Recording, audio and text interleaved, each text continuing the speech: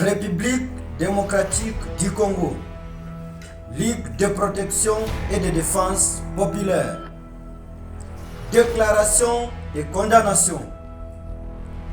Les hommes sont éprouvants par la violation des guerres.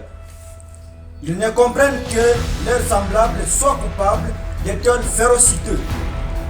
Les atrocités, les morts, les blessures, les ruines, les incendies, les viols, les destructions, les déportations, les déplacements de la population, les réfugiés, les attropiés, les orphelins, les balichons sur les êtres presque réduits à l'état bestial dans les files interminables.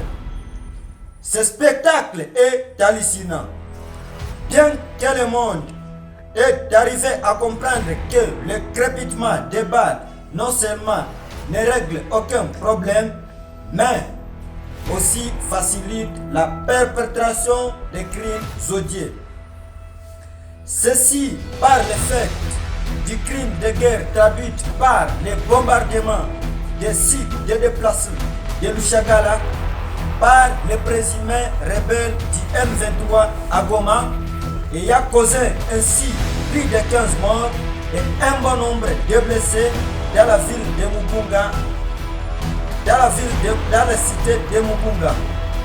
Genre de crimes que nous qualifions impies, lâches, barbares, actes terroristes contre nos concitoyens innocents, actes jugés inhumains et injusticiables.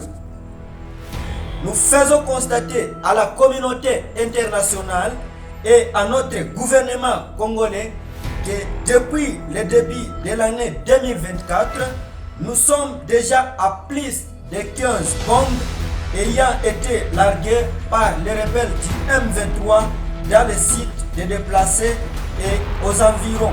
Mais que dit les communautés internationales? Que dit le gouvernement congolais? Au moment qu'il s'est fait constater par tout le monde que le site de Mugunga n'est plus un site protégé, est devenu presque un champ de bataille où il y a des tirs de part et d'autre, et ce sont les civils qui payent le prix. Nous, la Ligue de protection et de défense populaire, présentons nos condoléances aux familles victimes et ceux des crimes de guerre et nous les souhaitons une prompte guérison, rétablissement aux blessés. Nous dénonçons et condamnons à terme long cette escalade de violences aveugles des rebelles du M23 connus sous le nom de crimes contre l'humanité, contre nos civils dans la République démocratique du Congo en général et au Sud Kivu et au Nord Kivu en particulier. Nous rappelons en même temps toutes les parties au conflit leurs obligations en vertu du droit international humanitaire de protéger et préserver la vie de la population civile et toutes circonstances. Ainsi, nous appelons les autorités congolaises à prendre toutes les dispositions nécessaires pour traduire en justice les auteurs de ces actes odieux qui sont une violation flagrante des droits de l'homme et des droits internationaux humanitaires et sont d'ailleurs constitutifs par leur nature de crimes de guerre et crimes contre l'humanité.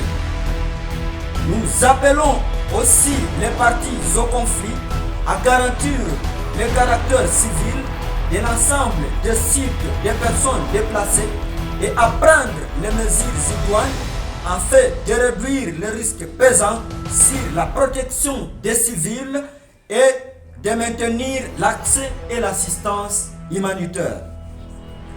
Nous promettons et confirmons notre engagement indéfectible pour soutenir les efforts visant à instaurer la paix, la sécurité et la stabilité dans notre cher pays, la RDC. Et appelons et conscientisons toutes les autres organisations concernées a œuvré de manière constructive pour mettre fin à cette violence et parvenir à une solution pacifique durable aux conflits dans nos régions. Ainsi, fait à Bukavu le 4 mai 2024 par la RPDP, Bunduki Tchambou François, commandant de division en charge des opérations du quartier général du Haut Commandement.